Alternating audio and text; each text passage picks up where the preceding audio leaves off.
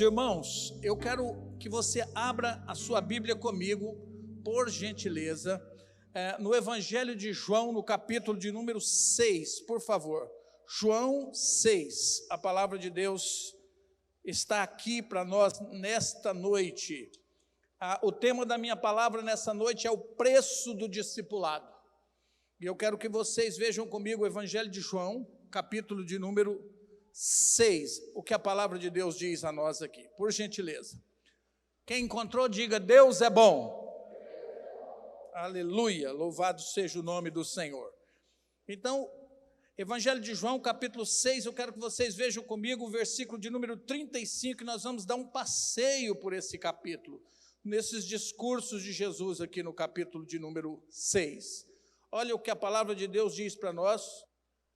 Versículo 35, declarou-lhes, pois, Jesus: eu sou o pão da vida, o que vem a mim jamais terá fome, e o que crê em mim jamais terá sede. Todos olhem no telão aqui comigo, por favor.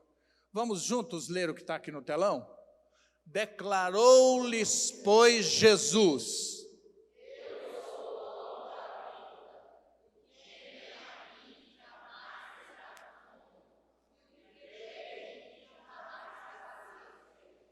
Muito bem, por favor, pode se assentar. É muito interessante, eu quero ver com vocês nessa noite, por favor, mantenha a sua Bíblia aberta comigo, em João, no capítulo de número 6, todos nós com a palavra de Deus aberta. Olha bem comigo para vocês verem o que a palavra de Deus está aqui nos dizendo. A pergunta que eu faço para você é: o que Jesus quis dizer com essa expressão? Observe comigo. Jesus aqui está dizendo, não é?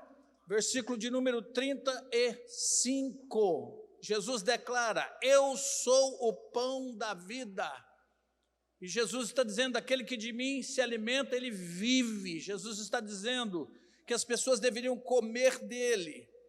Aqui vocês vão encontrar comigo que antes Jesus havia feito milagres. Jesus havia multiplicado pães, os peixes foram multiplicados, o povo estava comendo, estava farto. Jesus havia arregimentado para si uma multidão de pessoas que estavam muito alegres com ele. Eram 15 mil pessoas que estavam aqui com Jesus, muito interessante. 15 mil pessoas estavam seguindo Jesus e andando atrás dele. A minha pergunta é a seguinte: por que aquelas pessoas, as 15 mil pessoas, estavam atrás de Jesus? É muito interessante. Observe comigo o versículo 26 para você ver, do capítulo de número 6. A palavra de Deus diz para nós no versículo 26, respondeu-lhe Jesus: em verdade eu vos digo, vocês me procurais, não porque vistes sinais, mas porque comestes os pães e vocês estão fartos. Jesus está dizendo ao povo que eles estão seguindo ele por causa da comida, por causa dos milagres, por causa das coisas que estavam acontecendo ali com eles. Coisa muito interessante esse versículo 26 que nos explica. O povo estava seguindo Jesus não por causa da palavra. O povo não estava seguindo a Jesus por causa da sua pessoa. O povo não estava seguindo Jesus por causa do céu. O povo não estava seguindo Jesus por causa dos seus ensinos maravilhosos, mas o povo estava seguindo Jesus por causa do pão, da alimentação, por causa da cura física. E é muito interessante a gente observar nos nossos dias como é que isso anda acontecendo. Observem as igrejas que mais crescem no nosso país. São as igrejas que fazem cura física para as pessoas.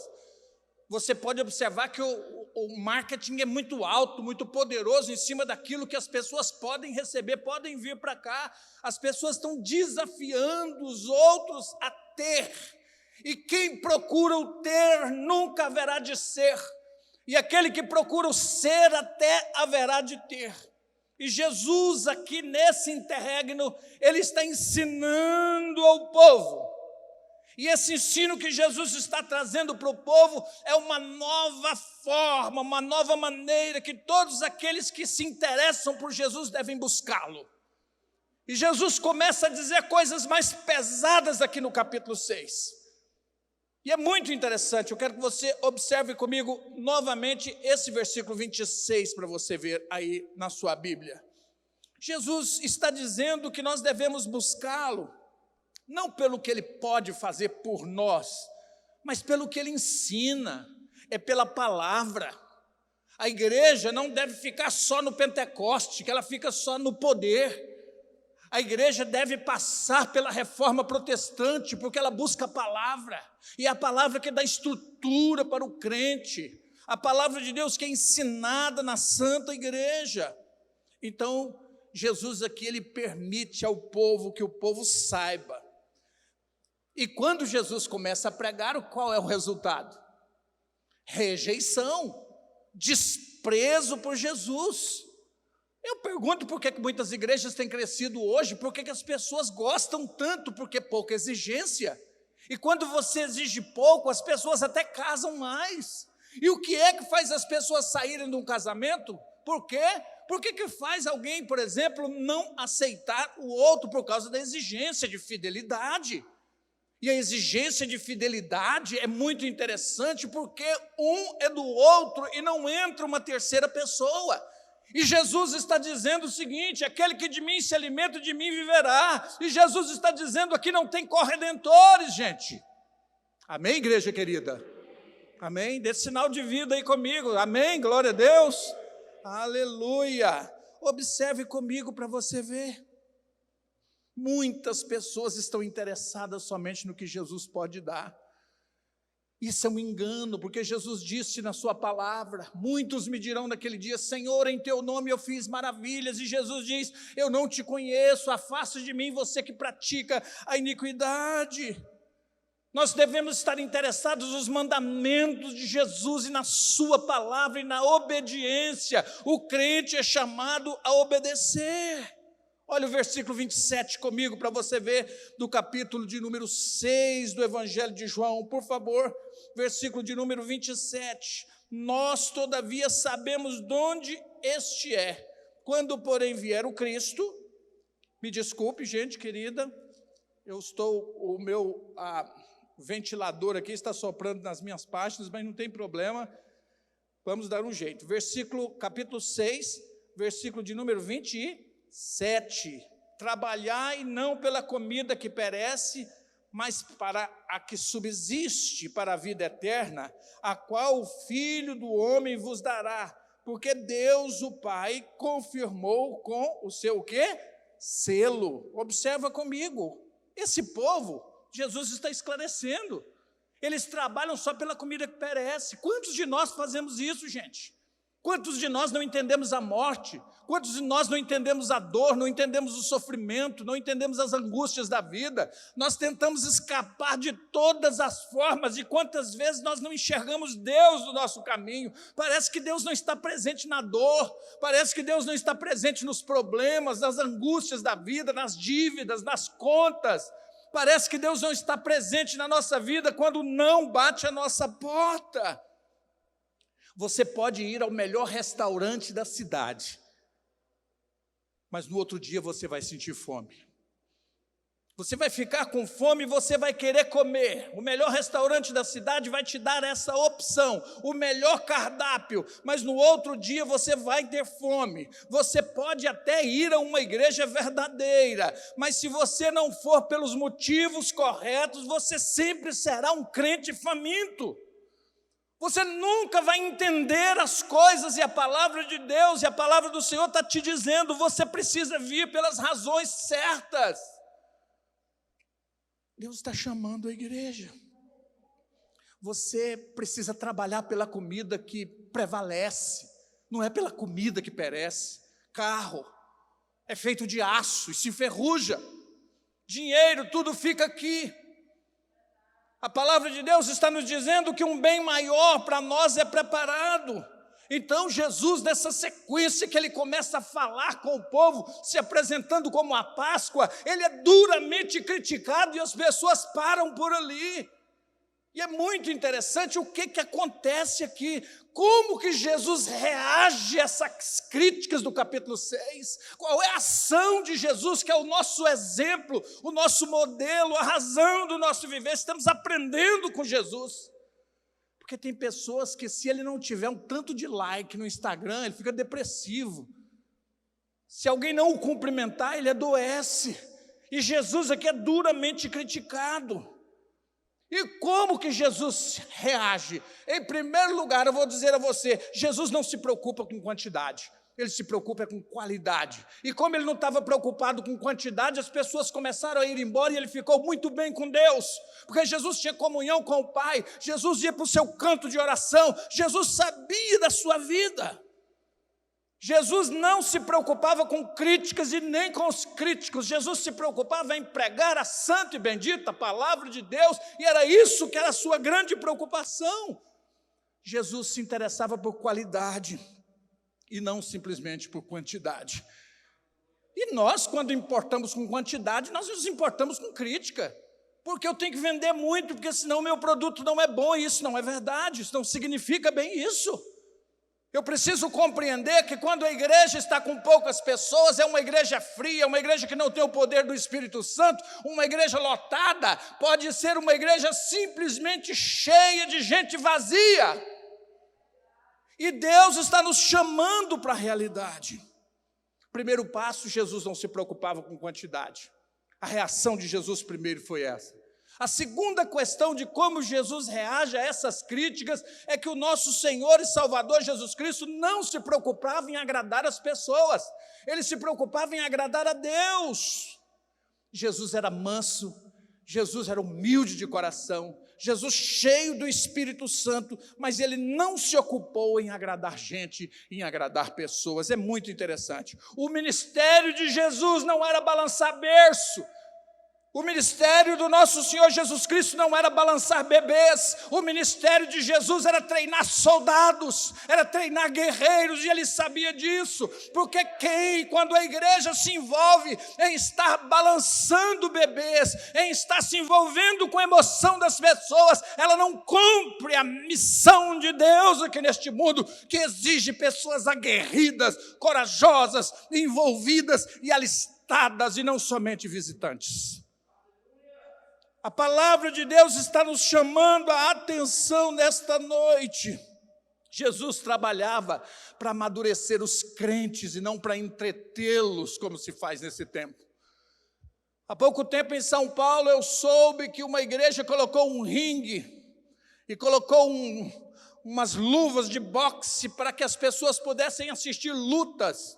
E as pessoas estavam vindo para os cultos e elas estavam indo para o parque da igreja para ver lutas onde as pessoas se ensanguentavam. E eu lembrei bem que em Roma se fazia isso, o Coliseu se ocupava com isso, e muitas vezes se ocupava em ver as feras matando as pessoas.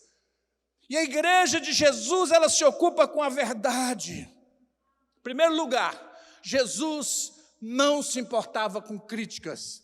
Segundo lugar, Jesus não se ocupava a agradar as pessoas. E em terceiro lugar, Jesus não se preocupava com a sua própria vida. Quando as pessoas diziam a Jesus, eu vou matar você, ele dizia, eu já estou morto. Ele não se preocupava com isso. A vida é tão importante, mas tem algo mais importante do que isso, que é agradar a Deus. E você se lembra bem do apóstolo Paulo, quando ele dizia, eu já estou crucificado com Cristo. Para mim, viver é Cristo e o morrer é lucro. Mas isso parece uma utopia nesse mundo, dessa cultura fugaz, efêmera, que circunda os nossos ouvidos e os nossos olhos. E Deus está chamando as pessoas, não obstante, eu sei que o eco dessa mensagem pode não alcançar o âmago, o interior do coração das pessoas e entrar por um ouvido e sair por outro. Mas nós não devemos calar os nossos lábios, parar de ensinar a palavra e de exigir das pessoas uma postura diante de Deus. Deus está chamando pessoas nesse tempo de frieza. Eu fico imaginando a volta do Senhor. O dia que Jesus voltar, eu não precisarei mais pregar a palavra. Eu não vou precisar mais me preocupar com o rumo que as pessoas estão tomando nas suas vidas, e se elas estão envolvidas no reino de Deus ou não, porque Deus conhece os seus caminhos. Deus sabe a que ponto você se envolve com Ele, e Deus sabe de todas as coisas.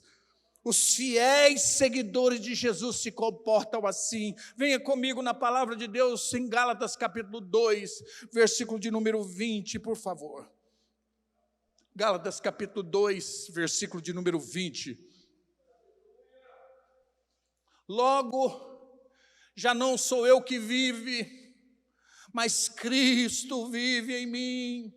E esse viver que agora eu tenho na carne, eu vivo pela fé no Filho de Deus, que me amou e a si mesmo se entregou por mim. Essa fala é de um homem idoso que tem experiência com Cristo. Essa fala é de um homem que está preocupado com Tito, está preocupado com Timóteo, está preocupado com Onésimo, está preocupado com Lucas, está preocupado com João Marcos, não obstante os Alexandres, os latoeiros o deixasse, Demas amasse mais o presente século. Mas a palavra de Deus está chamando o crente agora à responsabilidade nesse tempo de pandemia, para regimentar-se na santa obra de Deus. Nós e os nossos filhos, Deus nos chama e Deus nos comissiona e nos vocaciona para essa obra. Eu quero que você venha comigo novamente no capítulo de número 6, e eu quero que você observe comigo, por favor, o versículo de número 35. Capítulo 6, versículo 35, a palavra de Deus diz para nós: declarou-lhes, pois, Jesus: eu sou o pão da vida, o que vem a mim jamais terá fome, e o que crê em mim jamais terá sede. Eu quero que você veja comigo essa palavra. Aqui Jesus diz que é o pão da vida, e quem vem até Ele nunca mais vai ter fome. Agora veja os versículos 52 até o versículo 60 para você ver. Se as pessoas gostam da palavra, se o mundo gosta da palavra, se os campanhantes gostam da palavra, se a igreja do milagre gosta da palavra. Observe comigo para você ver versículo 52 em diante. Amém, queridos? Glória a Deus. Diz assim: disputavam, pois, os judeus entre si, dizendo: como é que esse pode nos dar de comer da sua própria carne? Aqui, porque o povo de Israel tinha passado pelo Egito, e o cordeiro pascual, eles comiam a carne do cordeiro e o sangue eles passavam no umbral da porta, e onde se passava o sangue, o anjo da morte não entrava, e o povo estava acostumado com isso, e agora Jesus está dizendo: vocês não precisam mais da carne do cordeiro, eu sou o único sacrifício. E essa palavra, o povo recuou. Versículo 53, e respondeu-lhe Jesus: em verdade eu vos digo, se não comerdes a carne do Filho do Homem, não beberdes do seu sangue, não tendes vida em vocês mesmos. Quem comer a minha carne e beber o meu sangue tem a vida eterna, eu ressuscitarei no último dia. Aleluia, pois a minha carne é verdadeira comida e o meu sangue é verdadeira bebida, Jesus estava dizendo. Olha bem o versículo 56, quem comer a minha carne e beber o meu sangue, permanece em mim e eu permaneço nele. E assim como o Pai que vive me enviou, igualmente eu vivo pelo Pai, também quem de mim se alimenta por mim também viverá. Este é o pão que desceu do céu, em nada semelhante àquele que os vossos pais comeram, contudo morreram. Quem comer este pão viverá eternamente. Aleluia. Versículo 59, estas coisas disse Jesus quando ensinava na sinagoga lá em Cafarnaum. E o versículo 60 diz assim: muitos dos seus discípulos, tendo ouvido essas palavras, discípulos, tendo ouvido essas palavras, disseram: duro é esse discurso, quem pode ouvir? Gente, em Mateus 19, quando Jesus falou do casamento, os discípulos disseram a mesma coisa: duro é esse discurso. Eles tentaram dizer o seguinte: então não vamos casar, porque exige muito. E agora também aqui dura esse discurso: nós não vamos entregar as nossas vidas, porque exige muito. Jesus começa a ensinar nesse momento assuntos que exigiam posição das pessoas. Muito interessante isso aqui. Exigia que o discípulo se distinguisse da multidão. Exigia que o discípulo se distinguisse do congregado e do frequentador, simplesmente.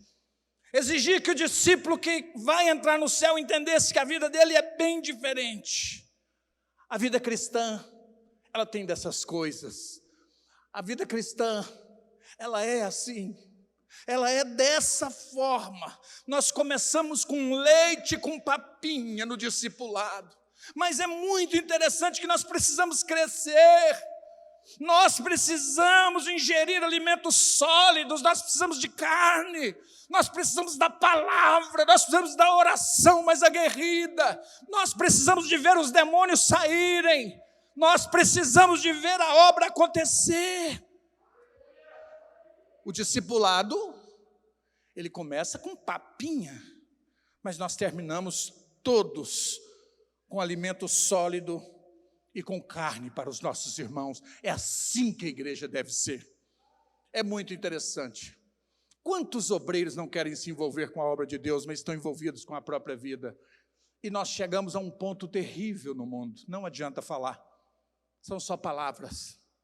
E uma canção que eu ouvi há pouco tempo numa rádio mundana que estava passando de frente a uma loja que dizia: palavras são palavras e nada mais, somente palavras. Mas aqui não. Jesus Cristo diz: eu sou a palavra, e a palavra é a vida.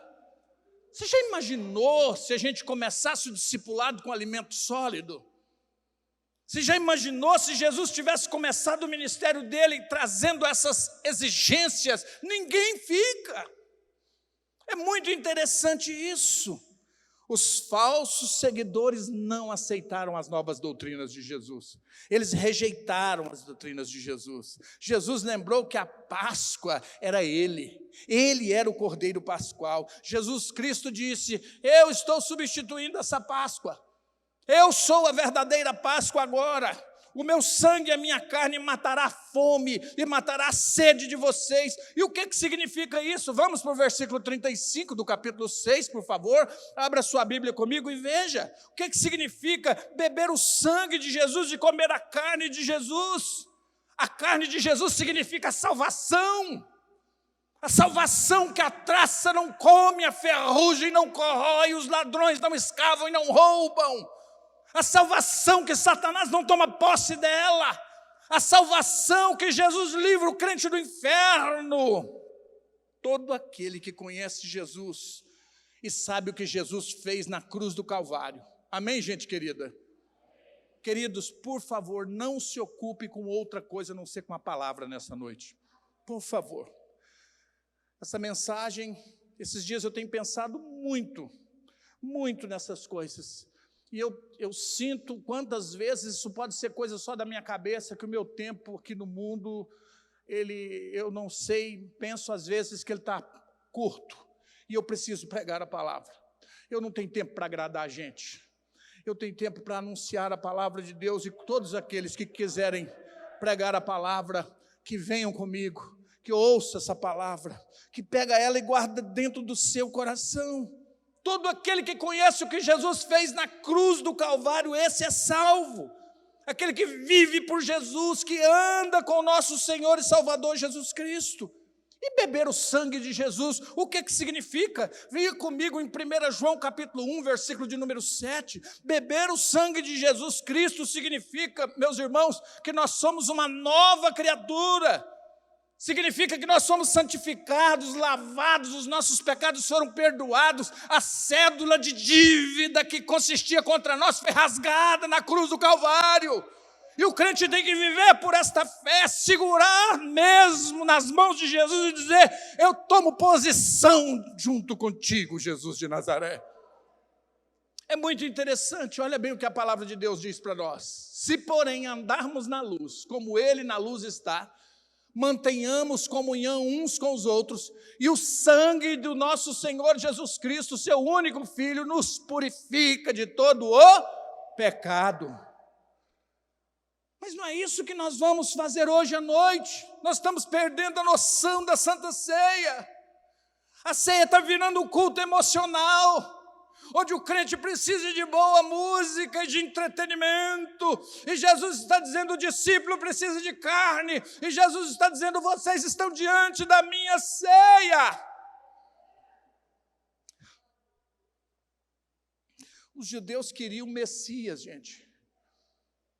E o Messias que os judeus queriam para controlar as leis do Estado, mas eles não queriam um Messias para controlar a lei do coração deles. Eles queriam um Messias que mantivesse, sabe o quê? Olha bem, um país sem inflação, um país com muita alimentação farta, um país onde as pessoas possam comprar um pacote de viagem todos os anos e viajar e ficar bem, mas eles não queriam um Messias que controlasse as leis do seu próprio coração. Mas Jesus veio para controlar as nossas vidas. Jesus veio para controlar os nossos corações. Jesus veio para matar o nosso desejo de pecado e nos dar desejo de vida eterna. E Jesus Cristo disse: o que de mim se alimenta, de mim viverá. Observe uma pessoa que é mais vegana para você ver. Uma pessoa que você chega e serve, você vai servir um certo tipo de alimento, a pessoa diz: eu não como. Porque ele sabe o que é a saúde, sabe o quanto a preocupação em se alimentar de qualquer forma e ter uma saúde destruída com o tempo. E o crente também sabe que o corpo dele não é morada de pecado, e que Satanás está sempre colocando um prato pronto para você, e você não pode fazer como Saul, você não pode de forma alguma rejeitar as bênçãos de Deus e fazer do seu jeito. Você não pode fazer como outra pessoa que é como Esaú, quer trocar a primogenitura por um prato de lentilha. Nós precisamos hoje de nos posicionar diante de Jesus. Nós precisamos hoje voltar para a graça de Deus. Mas tem gente que se alimenta de si mesma, o ego é muito grande. Ouve os seus próprios pensamentos, a palavra de Deus fica em segundo plano. Primeiro ouço a mim mesmo. Ouve muito os seus pensamentos, ouve muito o que te interessa, e a palavra de Deus fica em segundo plano. E o que tem de crente que não tem comunhão com Deus, e me entristece saber que um crente foi para outra igreja para ouvir um profeta, porque ele não conhece a palavra, e a letra da palavra parece que ele está lendo em outro idioma que ele não entende. Ele quer ouvir línguas estranhas, sendo que ele não entende nem o português que está escrito na Bíblia dele. E a palavra de Deus vem dizendo o seguinte: o crente não tem que orar perguntando: Deus, eu vou orar para o Senhor falar comigo. Você tem que ler a Bíblia para Deus falar com você. E é na palavra de Deus que estão as ordenanças para nós. Agora entra a intimidade. Intimidade com Jesus. Eu tive um professor que ele era muito religioso, mas ele era ateu. E um dia ele ensinava sobre a história dos hebreus numa sala de aula, a disciplina chamava Psicologia da Saúde. Muito interessante aquele professor. E ele falava coisas muito interessantes da história de Israel. E quando ele entrou no momento para mostrar o povo de Israel saindo do Egito, era pura história, mas aquela história estava recheada da presença de Deus. E eu comecei a falar com os colegas e falar com os alunos e questioná-lo por coisas que ele omitia do texto sagrado da Bíblia.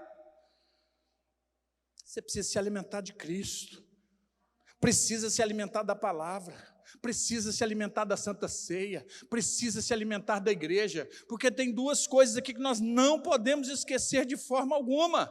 Quem se alimenta de Jesus se alimenta do Pai, e Jesus alimenta do Pai e Ele alimenta nós, e esse alimento precisa ser diário, constante. Mas tem uma coisa nesse texto que me chama muita atenção, e que eu calo diante dele, da sinceridade do ímpio. E foi muito interessante, muito interessante. Observe comigo para você ver, versículo 68. Abra sua Bíblia comigo. E veja bem, o povo está dizendo: nós queremos a sua cura, nós queremos o seu alimento, mas nós não queremos você, Jesus. Nós não queremos você, nós queremos somente o que você faz. Meus irmãos, nada substitui a palavra de Deus. Olha o versículo 68. Tem uma pessoa dizendo uma coisa que respondeu-lhe Simão Pedro: Senhor, para onde iremos, sendo que só Tu tens as palavras de vida eterna? É só o Senhor que é o Deus vivo, para onde nós iremos. Tem muita igreja em Goiânia que é melhor do que a igreja Proclamai.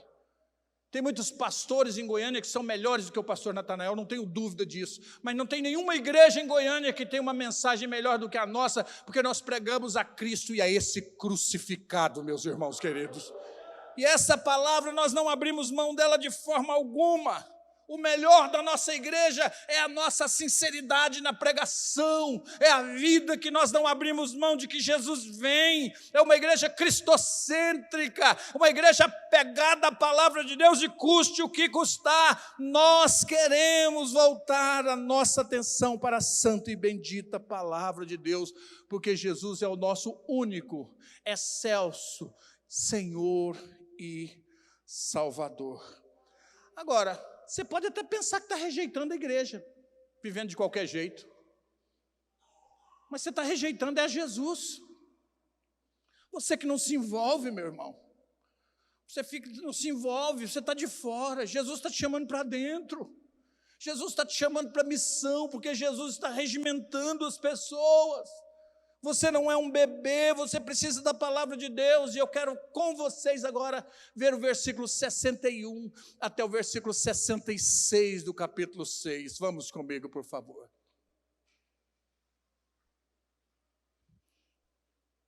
A palavra de Deus diz assim: mas Jesus, sabendo por si mesmo que eles murmuravam a respeito das suas palavras, interpelou-os. E Jesus perguntou o seguinte: isso que eu disse sobre a minha carne alimenta vocês, e o meu sangue mata a sede de vocês, escandaliza vocês?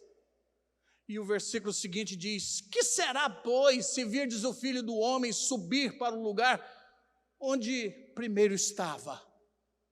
É muito interessante isso aqui. O que vocês podem dizer disso? O próximo versículo diz assim: o Espírito é o que vos vivifica, a carne para nada aproveita, as palavras que eu vos tenho dito são Espírito e são vida. Jesus está dizendo: não se ocupem simplesmente em ganhar aquele alimento da carne, porque naquele tempo as pessoas estavam passando uma carestia terrível, e qualquer pessoa que trouxesse um pedaço de pão era uma pessoa milionária, e Jesus multiplicou pães e peixes, que sobrou várias dezenas de cestos cheios de alimento, pães e peixes de sobra, e as pessoas olharam e disseram: tudo que nós queremos é prosperidade. E Jesus disse: mas eu tenho uma prosperidade plena para vocês. Jesus quer fazer o povo dele pensar. Jesus não quer uma igreja que somente se emociona, uma igreja que somente pula. Jesus quer uma igreja que se posiciona. Se você entender comigo o que Jesus está dizendo, versículo 64, contudo, há descrente entre vocês, Jesus está dizendo, a palavra está dizendo, há descrente no meio de vocês, pois Jesus sabia desde o princípio quais eram os que não criam e quem iria traí-lo. Interessante isso, não é, gente, essa palavra? Olha comigo para vocês verem, se envolva com a palavra comigo, vamos juntos. E prosseguiu: por causa disto é que vos tenho dito, ninguém poderá vir a mim pelo Pai, se Ele não conceder.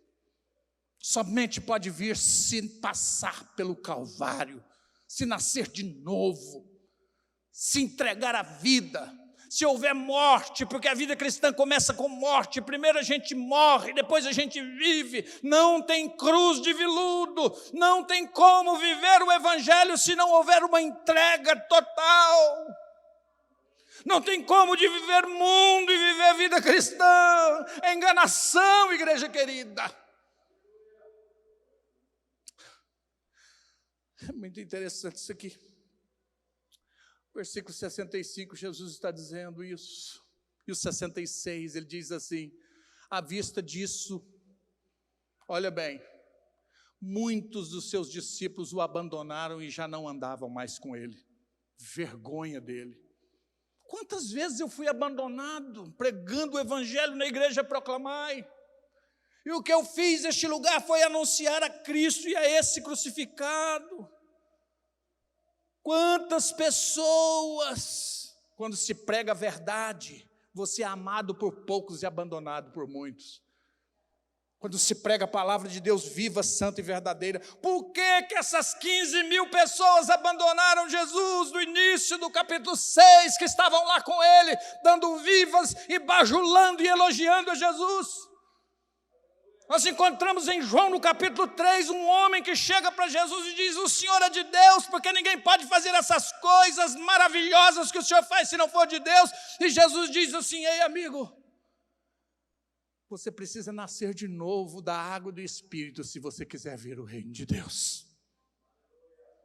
Aquele homem fica atônito com as palavras de Jesus. Por que esse povo não suportou a verdade? A minha pergunta é essa nessa noite para a nossa semana. Por quê? Veja o versículo 60 comigo para você ver. Olha bem, versículo 60. Muitos dos seus discípulos, tendo ouvido tais palavras, disseram: duro esse discurso. Por isso que a igreja tem adocicado a palavra nesse tempo, porque ela precisa de mais vacas para os currais e bois, e de poucas ovelhas para... Qual é o nome de onde a ovelha fica? Onde a ovelha fica? Aprisco. Curral é o lugar do boi. Aprisco. A igreja é aprisco do Senhor. Deus dá prosperidade, dá. Mas antes, Ele quer ver uma entrega verdadeira por parte de cada crente. Quem suporta a verdade? Observe comigo que as pessoas precisam aceitar a palavra na mesma proporção que aceitam a Cristo, que as pessoas aceitam a Cristo, mas rejeitam a palavra, e as pessoas ficam cantando salmos. Uma senhora há pouco tempo, membro de uma igreja pentecostal em Goiânia, ela queria ouvir a Deus. Ela disse: eu quero ouvir a Deus. E uma mulher disse o seguinte: eu tenho um caminho para você ouvir a Deus, que Ele vai falar com você. Você precisa de resposta? Preciso. Estou congregando numa igreja e vou te contar, os profetas lá são fracos. E deu o endereço a ela para ela ir à cidade de Trindade. Falou: só tem uma coisa, você precisa chegar lá às 4 horas da manhã. Está marcado para você. Se você chegar 4:01, você não vai ouvir. Ela chegou, acordou às 3 da manhã e partiu. Quando ela entrou dentro daquele lugar, ela passando por trás de uma mesa, tinha uns homens sentados. Um homem ficou incorporado com um espírito maligno e disse: você veio, né? Ele me disse que você vinha, vem aqui que eu quero falar com você. E ela ouviu tudo que Satanás tinha a dizer a ela naquela noite. E ela ficou estupefata com aquilo, e ele disse: não me abandone mais, porque você acabou de fazer uma aliança comigo. E o inimigo, ele honra a aliança que as pessoas fazem com ele, porque ele tem interesse da morte, e Jesus honra a aliança que o crente faz com ele, porque Jesus gera vida e vida eterna para o crente.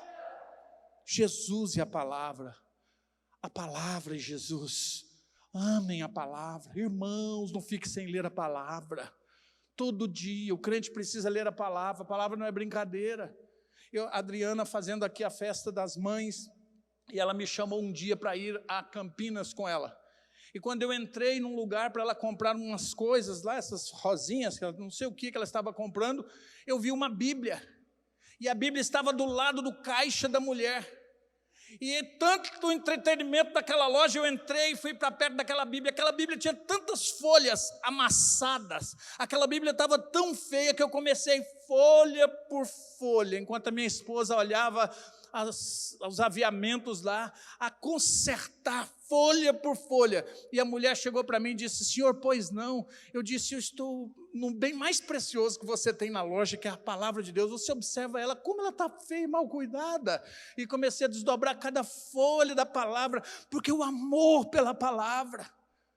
A reforma protestante, que custou a vida dos nossos irmãos, que relembraram lá da cruz do Calvário: sola Christus, sola fide, sola Escritura. É somente pela fé em Jesus de Nazaré, e nós não podemos trair essa palavra de forma alguma. Eu encerro essa palavra contando para você uma ilustração sobre pão. Na Segunda Guerra Mundial, Adolf Hitler, ele começou a regimentar alguns meninos de 11 a 12 anos de idade somente. E ele regimentava esses meninos e colocava num quartel grande, porque tinha Gestapo e ele começou agora a fazer o Júnior Gestapo. E Hitler, então, todos os seus comandados colocavam esses meninos, e os meninos tinham ração de comida muito reduzida, e aquelas crianças passavam fome. E chegou o fim da Segunda Guerra Mundial, aqueles meninos estavam todos magros e muito doentes, e quando os aliados chegaram, que tomaram aquele quartel, trouxeram os meninos, e as nações aliadas abriram o coração para receber aqueles meninos, e eles levaram aqueles meninos para abrigos, e davam àqueles meninos 3 refeições diárias, e quando chegava a noite, aqueles meninos não dormiam, e ficavam com crises de ansiedade, angustiados, e batiam a cabeça, e eles começaram a estudar. Os psicólogos, os psiquiatras e os assistentes sociais começaram a estudar o comportamento dos meninos. Diziam, o que está acontecendo? Eles decidiram uma coisa, que eles precisavam dar para aqueles meninos uma 4ª refeição.